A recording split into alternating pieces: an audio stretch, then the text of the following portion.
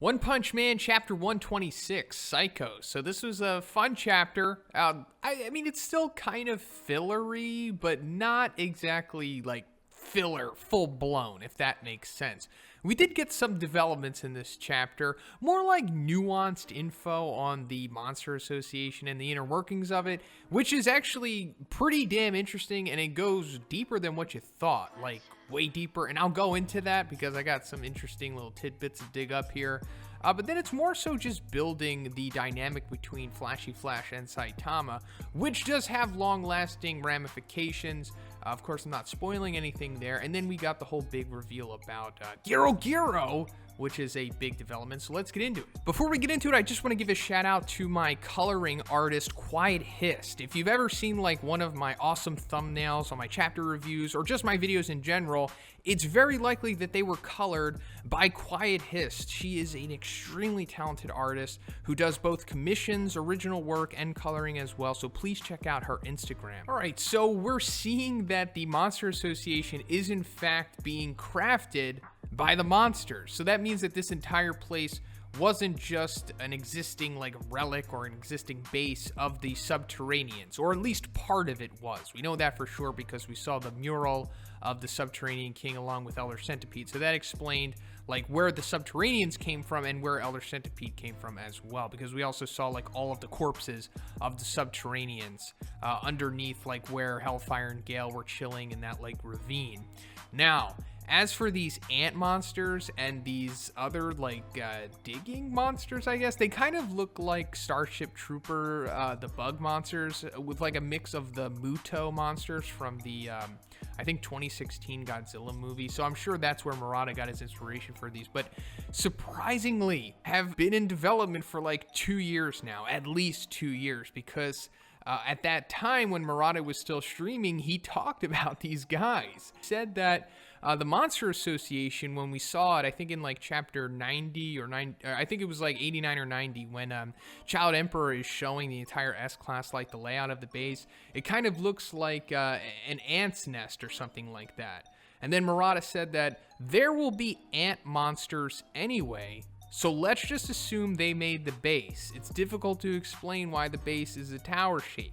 So that's pretty much it, because the architects are ants. So that's why it looks like it. But also, like, he said this 2 years ago, so that's super interesting to me that one has had this planned out for that long. Now, another little cool thing that's coming from this is that we're seeing how the Monster Association is making money, which was like a question that I proposed a little bit ago. Like, how are they paying for all this? And I thought it was just forced labor, but no, apparently they're like are harvesting gold and rubies. But then that brings up the other question of like, how are they selling the gold? Is like Psycho selling it herself because she's like the only human here, or is like Hellfire and Gale selling it? And if they are selling it, who are they selling it to? Is there bookkeeping on this? Are the monsters getting gold? Why do the monsters need gold? It's just so many questions that raise from this, while some questions are being answered at the same time. But besides that, we get an awesome little sequence with Flashy Flash and Saitama teaming up to take care of these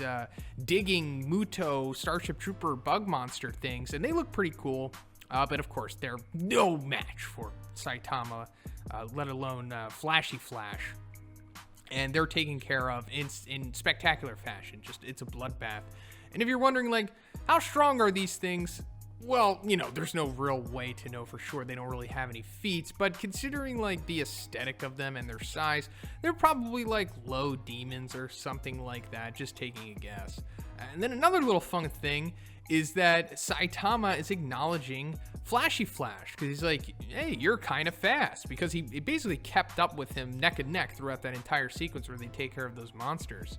So I guess this is like complete confirmation, in case you weren't aware by now, in case you didn't read chapter 95 and 96, Flashy Flash is extraordinarily fast for this verse. Like, even Saitama acknowledges that, like, yeah, you're pretty fast. And the last time that Saitama, like, really acknowledged somebody like this, I think was Boros, when he was like, yeah, you're pretty strong. So then we get the sequence where Saitama gets caught up by the monster's claw, like digging into his cape, and it pulls him back. And we actually see Flashy Flash like go to grab for Saitama, which is interesting. So that's certainly showing that their relationship is somewhat building. And then Saitama comes back with the bag of gold, which is hilarious because, you know, Saitama loves money. They're some of the best Saitama faces that we've seen in a very long time, honestly, like when he drops the gold, but also we see that he's like giving up the gold just to save this monster. So that's further showing us that like Saitama is a good guy. You know, he can be a little unruly sometimes and kind of hard to read, but overall, I mean, he will sacrifice gold just for the life of a monster who he probably deems kind of redeemable, I guess. And this also maybe goes to show that this monster might make it out of this arc. Now, this monster, of course, isn't in the original webcomic, nor is this entire little storyline that we're getting with Flashy Flash and Saitama in the minecart and all that stuff. So all of this is unknown, but maybe the monster makes it because they're like, no sleeping, you better give us good directions. And they're kind of having like this comical little relationship here. So, I don't know, maybe the monster, like, joins the Monster Association or something, and then he's, like, the first monster to join, and he becomes, like, a C-class hero or something. I think that'd be... So then we're coming back to Gyoro Gyoro, who we're getting a full name reveal in this chapter, and that is Psychos. So this didn't play out the way that it did in the webcomic. Like, from the get-go, when we see, like, the Gyoro Gyoro monster puppet, meat puppet thing, that is called Psychos as well. So there's never, like, a hidden identity dynamic to this character. So it's like, now we're getting a reveal that this is Psychos. So was this her name when she was quote-unquote friends with Fubuki? Because according to Tatsumaki, that is the relationship between those two. Unknown. That's a pretty interesting name to have. That's not like a moniker or a title or something. But regardless, pretty cool name for a villain. I think so.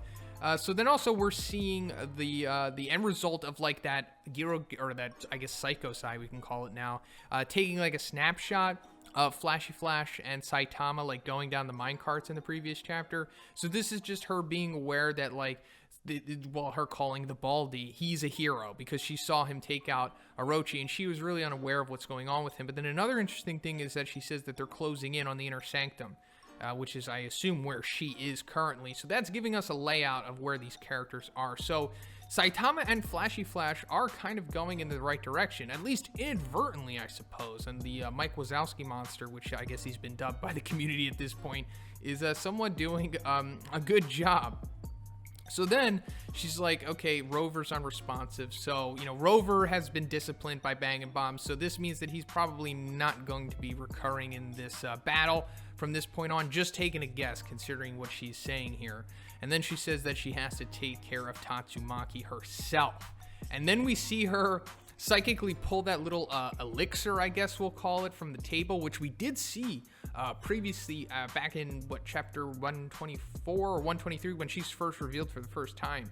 So that was like Chekhov's elixir, I guess, unknowingly, because it wasn't focused on that much. But then she just chugs this thing down, saying that she's had this plan for a long time. So I don't know exactly what this is.